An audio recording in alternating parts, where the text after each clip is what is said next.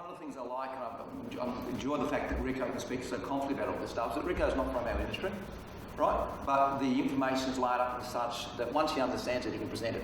So most of our clients now will, as I said before, it's empowering to our developers and to our development managers who can take the laptop to council and have a discussion without the need for reports and drawings. Obviously, you still need those reports and drawings, but it's a very empowering tool for people to use anywhere, anytime. Another little project, again, you'd be feeling...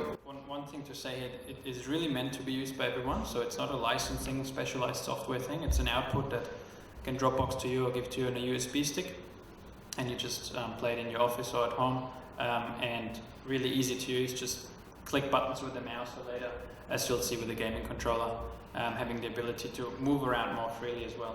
So this particular one here, again, community consultation, and Rico will just show the roundabout and the underpass. So in this particular case, there was council discussion, stakeholder discussions about two solutions, one being a roundabout and one being an intersection, and the roundabout has an underpass. Now again, traditionally, they would produce these drawings like this, and you have these little roundabouts, and they have these little drawings that are 5 centimetres long on the drawing.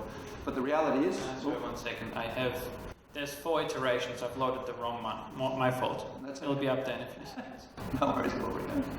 And as Rico said, what is interesting is most of our clients use this tool over and over again whenever they have key business requirements. So this particular case, I just want to show one example of an underpass, whereas on the plan, an underpass looked fine, but when you come and actually understand the impact of it, when it's, there's 90 metres of ramps down, there's 50 metres of ramps under the road and 90 metres of ramps up, of course, of how it sits in the floodplain. It provided the community with a far different understanding of what council were proposing. In fact, the community consultation group said that over half the people in the meeting changed their mind once they understood the outcome.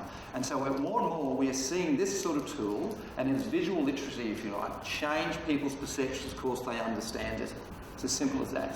Another example, we've had a client come back to us and say that this tool has saved them 12 months in the approval process. They're 12 months ahead of where they were. Another client's come back and said, via the community understanding the benefits of what we're trying to produce with the community village, they were put pressure on council to double the size of the village, which is just extraordinary. And that's simply because they can understand it. So this one here, again, I'm just conscious of time. There was two main options here. One was the intersection, which the client preferred because of safety issues and traffic issues, and other matters, particularly with, as I said, safety. There's a school up the road and there's a lot of pedestrians and kids that come across the beach.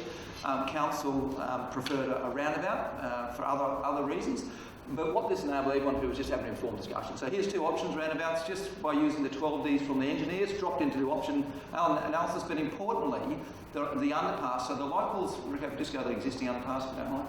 The locals currently have an underpass here, which, because of the landform, is quite simple, gentle, under, no problems at all. The new underpass, you can see, is down the bottom of the hill, in the floodplain. Now when we turn it on, the reality is it looks okay at A3, but when you actually jump down and go through it, yeah, so this is moving away from this plan view to actually experiencing it on the ground.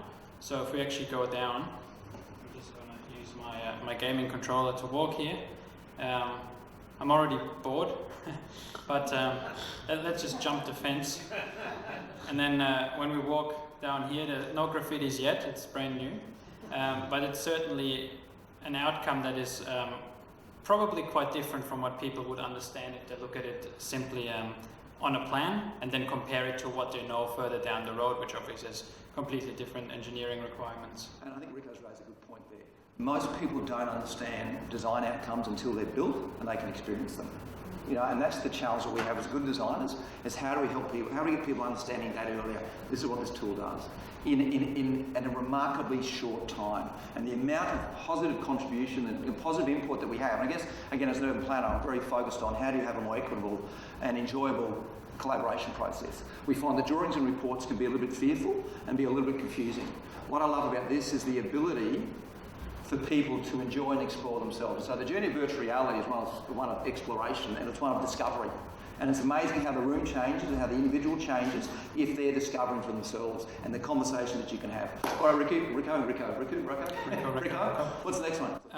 Just want to quickly show you here too that really simple, we can show pedestrian flows here, for example, so the whole argument about pedestrian safety, and then flick between these two options and you can see how there's a controlled crossing here. Same with traffic, so in really simple manners this digital world can basically be used to convey anything without much effort.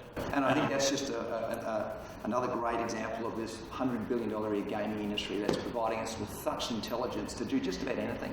We're now talking with noise attenuation. We're trying to, with earphones, actually listen to what noise attenuation, how that works. We're doing flood studies, we're doing wind studies, a whole range of other things. Simply taking the technical data that's there and visualising, making it simple.